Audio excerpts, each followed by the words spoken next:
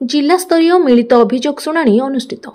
खोर्धा जिला प्रशासन एवं पुलिस प्रशासन पक्षरु जिला स्तरीय मिलित जन अभियोग शुणाणी शिविर जिला परिषद सम्मिलनी कक्षरे अनुष्ठित हो जाइछि। उक्त मिलित जन अभियोग शुणाणी शिविर रे मुख्य उन्नयन अधिकारी तथा निर्वाही अधिकारी जिला परिषद ज्योतिशंकर साहू, उपजिलापाल किशोर कुमार पंडा, डिप्यूटी कलेक्टर श्रीतपा मिश्र, सहकारी जिलापाल भुवनेश्वरी कंवर जोग देथिले।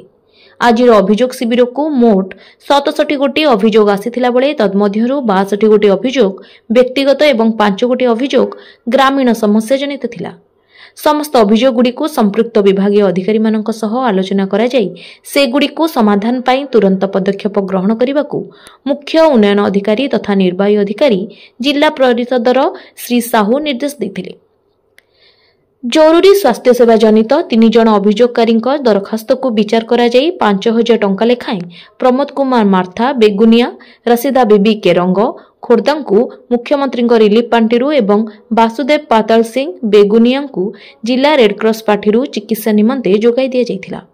जन शुणाणी शिविर रे बीडीओ, तहसीलदार और विभिन्न विभागीय जिला स्तरीय अधिकारी एवं लाइन डिपार्टमेंट रो वरिष्ठ जंत्री और अधिकारी माने जोग देथिले। ब्यूरो रिपोर्ट शुभ खबर।